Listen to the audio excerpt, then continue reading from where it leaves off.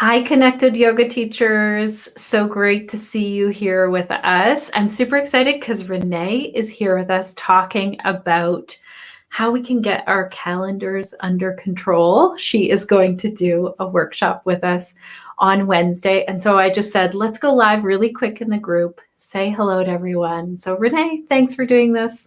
Yeah, you're welcome. Thank you for having me. Everybody, Shannon is one of my mentors and she's amazing.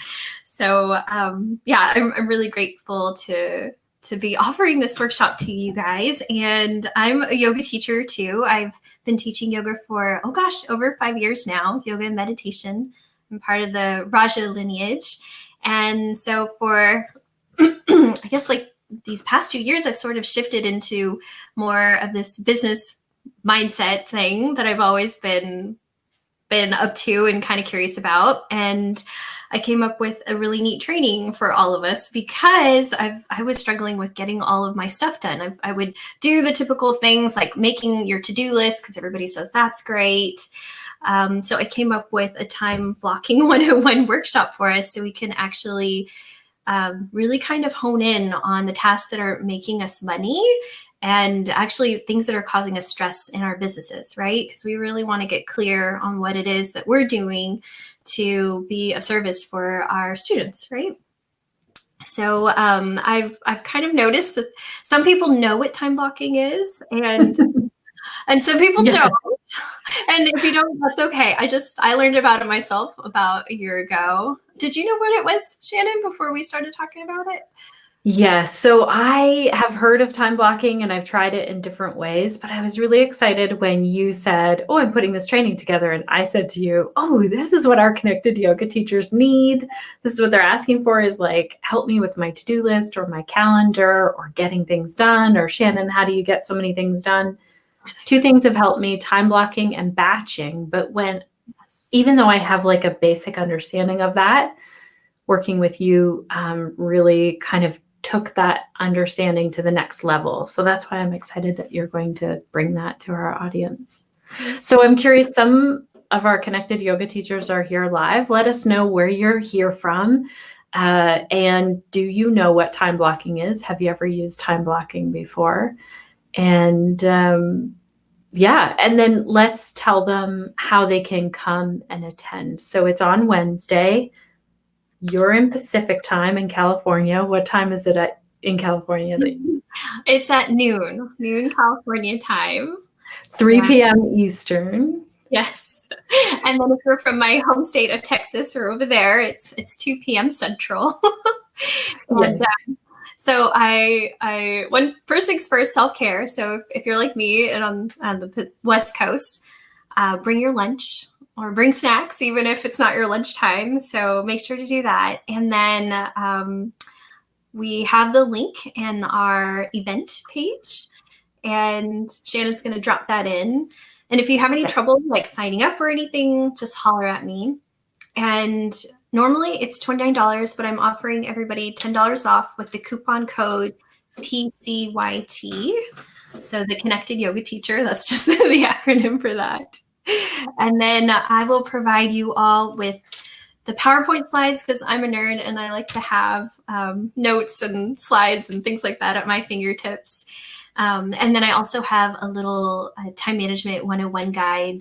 So that'll cover what we're covering, but it's just kind of like at a high level. So I'll give that to you guys. And it's amazing. It's packed. I've been thinking about it since we did this training of like, oh, looking at my time blocks, it is helping. And you've been super sweet to answer more questions when I've had more questions. So I'm really excited about that.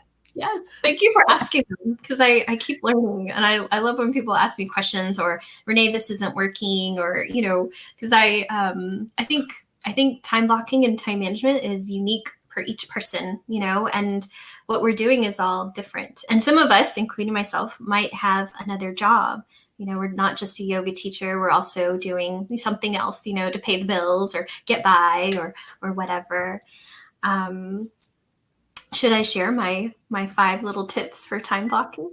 Yes. Yeah, let's do that. So the 5 tips for time blocking would be amazing. But I told Reneé before we jumped on, don't do the whole training because I know her. She's just like, I'm going to give. I know. I had this whole like big long outline for you guys, but I'm reading it. Oh yay! We have a comment. So it's from Northern Virginia. Oh, yay. Familiar with time blocks, however, I'm challenged by sticking to them. Ooh, okay.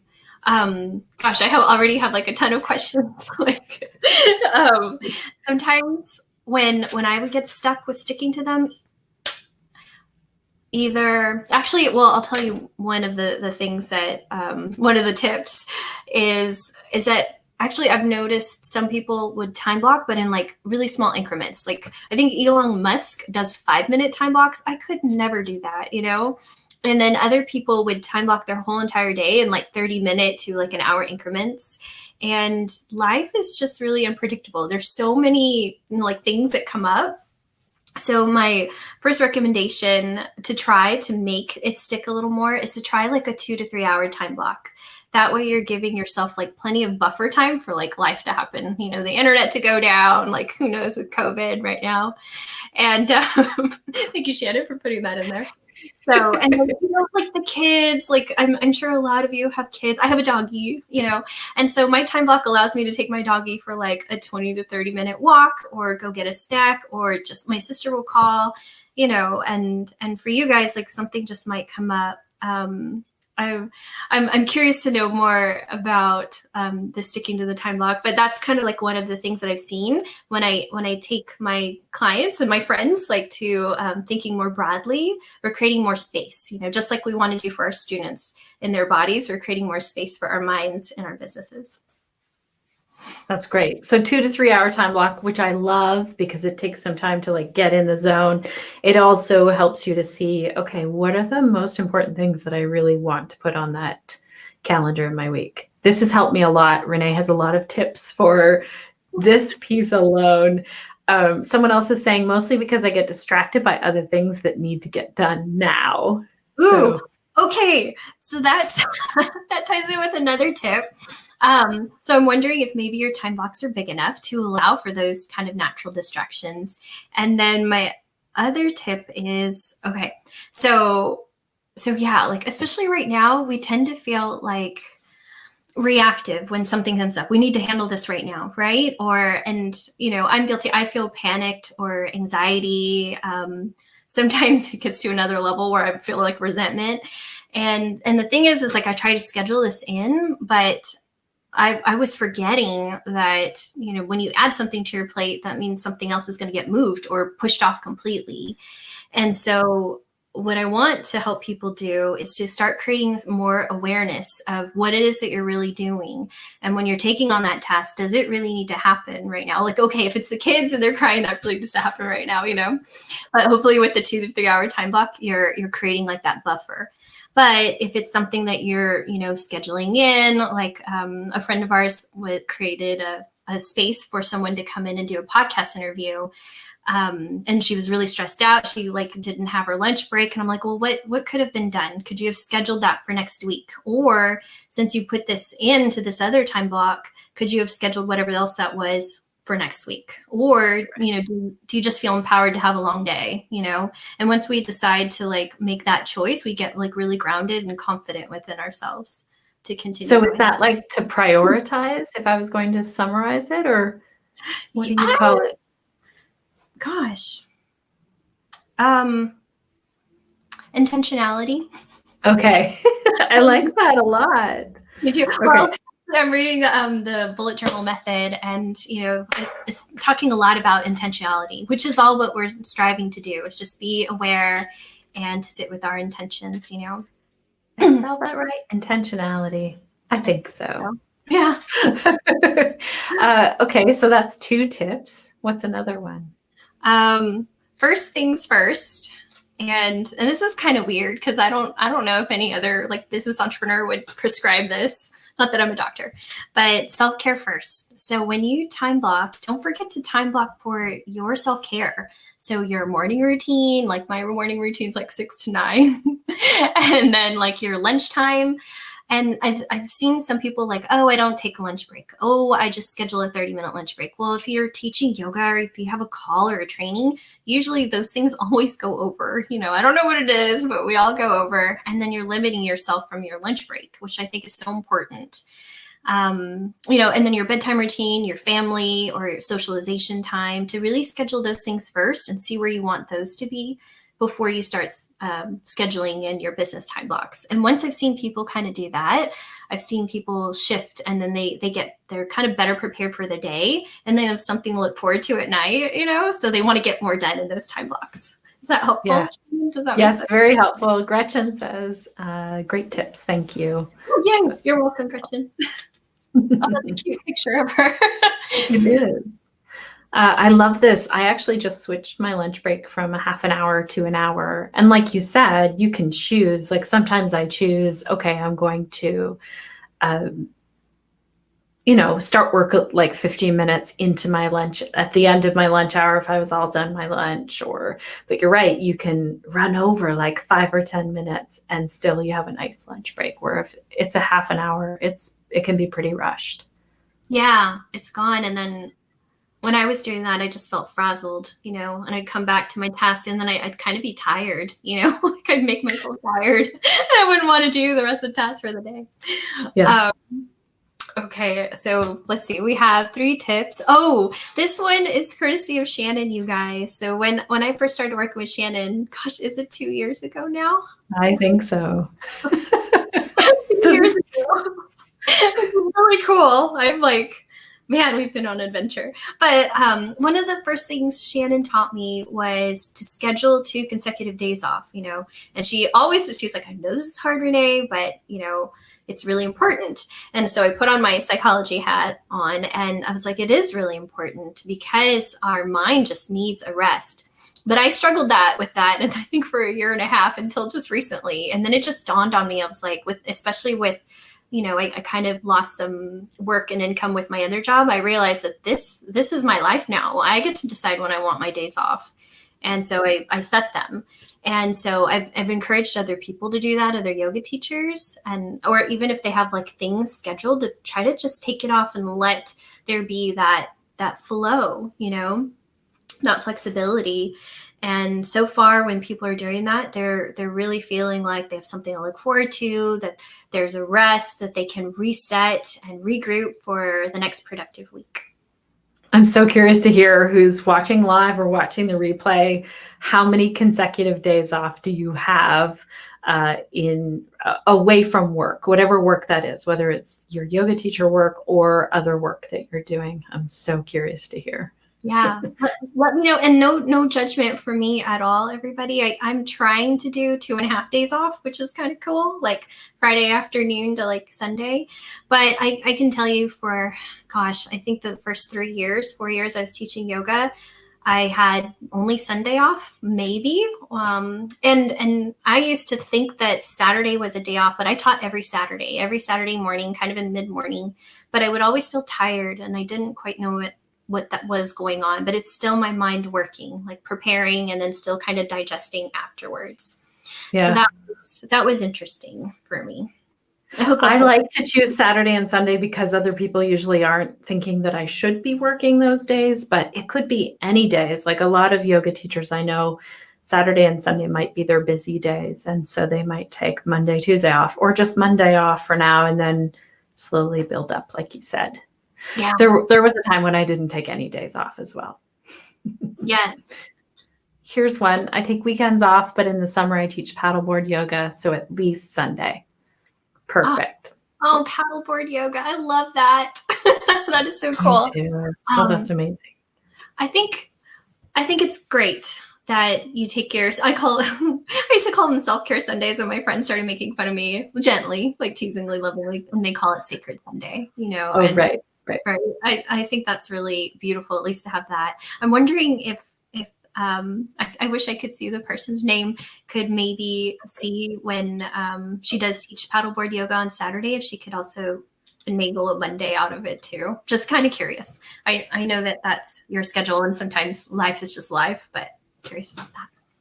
I want to call out Melinda because I just popped over to see because I know this doesn't always show us who it is. Okay, Melinda. Okay. And so that's 4. We did 2 consecutive days off. Self-care first, which I love. Intentionality.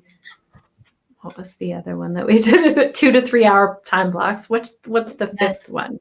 Okay, this one's kind of the meatier one. Oh, okay. Oh, wait. She do it. Yeah. Okay, let me know how it goes, please. Like I'm excited. I'll support you no matter what. Okay, the last one is kind of more meatier, and so kind of like, put on the brain. What is it? I get the left brain and right brain mixed up sometimes, but I think this is the left brain. So when you start like putting on your business analytical hat, to group your tasks together, right? You can like maybe have a 30-minute time block at the start of your day and at the end of your day. Like one of Shannon's and my friends does that to check her email, and that's it. That's her one task. You can set a timer, but for your 2 to 3 hour time blocks, group them by your tasks. And there's 2 ways that I think are really cool to do this that I've sort of figured out recently. The first one is like you're a business, so you get to have departments. You get to have a marketing department, a finance department, your headquarters, which kind of involves HR, and your sales department and your operations, right? Hold on 1 second. Marketing, finance, sales, operations, and headquarters. Is that 5? That should be 5. That's 5. I'm going to write these down for all of us. Okay. And I've been kind of sitting with this because I've been doing it for myself, and I'm like, how do I explain this to other people? So operations are your normal day-to-day stuff, like your regular class that you have or your regular private. Finance is the stuff, gosh, if you're like me, I cannot stand it. But this time block that I've done has really helped me to do it every week. So I have a finance time block where I do my bookkeeping and mileage. And then marketing is your content creation day. Like Shannon has this beautiful content creation challenge. It's like one of the first things I took with her, and I love it. But it's like for stuff like that, your newsletter, and you can have like maybe 2 marketing days, or marketing chunks. And then sales is just, kind of creating like workshops or your retreat or things like that, things that are going to bring in like more income, or anything that you're doing like maybe for your classes to get the word out. Because I know Shannon and Jenny, our friend Jenny, has been working on getting more people. So that's more sales.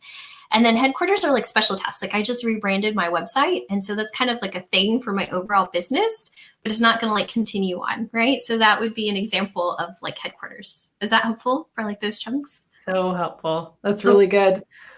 And then this is gosh, I hope this part's meaty. So if you're also like me or like Shannon, and you have multiple projects or multiple revenue streams, like I get paid by my colleague, who has a technical recruiter business, then you might have to do even different kinds of chunks depending on those. So I have 3 recruiting time blocks, which is just my recruiting job. And so it just put my mind there, and I'll check my emails and I'll do my recruiting and I'll do some other stuff. And that's just that chunk for him. But then my other business gets all these other, the departments. And so I just wanted to honor you guys, because I know most of us have our business, and then we have another job, and then Shannon has like several beautiful projects like the pelvic health professionals, right? Yeah. So everything needs its own, and it's so much easier to keep that separate, like to have it, okay, today I only work on pelvic health professionals. So that's one thing that you really helped me to kind of, corral it into one place, focus on one thing. I'm originally from Texas, so I always think of like corralling the horses or the cows together. And I don't own a cowboy hat or cowboy boots, everybody, so it's not my thing. That's great. I wonder if anyone has questions here. You can continue to put them in the chat, whether you're watching the replay or watching live. And then just so you know, I put the link in our comments here of how to, this comment right here. It's like, it's a Facebook permalink of how to sign up for Wednesday's training, and make sure you use the code TCYT, like as in the Connected Yoga Teacher. Because Renee's given us a really nice discount for it. And then if you're like, oh my gosh, I can't remember, if they go to your website as well, they can message you. So it's reneeclair.com. Yes, come find me on Instagram. That's my happy place. Facebook, I am on there too, but it's an area that I'm working towards that I can put into marketing goals later. And you can also email me there too if you're like, okay, Reneé, I just missed everything. Can you send? I will send you everything. I promise. Okay, that's amazing. Also, you can hear more from Reneé on the podcast. So she helped us to hire 2 people, Sinead and Nick, on our team. And so she talks about this whole process that she has in terms of hiring and recruiting. If any of you are looking to get a job right now or looking to hire someone right now, then that's another hat that she wears, and you can have a listen to that episode. All right, Reneé, this is so good. I am super excited about Wednesday because I feel like I've, learned some more with my time blocking. I have some more questions. I also love that it's going to be a nice, at this point, it's going to be a nice small group, and people will be able to ask their individual questions. So that's always nice when we can kind of take a larger group of yoga teachers and then get together as a smaller group. Yes. And just to let everybody know, the time blocking piece will be kind of sandwiched between calendaring and then also a little bit of bullet journaling. It's something I've grown quite fond of. It just brings a little bit more awareness and mindfulness to your business and what you're doing. And I'm really excited to speak more one-on-one with people. I do a little bit better when I do that. So that's great. I'm super excited. Thank you so much for doing this for our audience, and we'll see you on Wednesday. Yeah, see you guys. Thank you for being here. Bye. Thank you.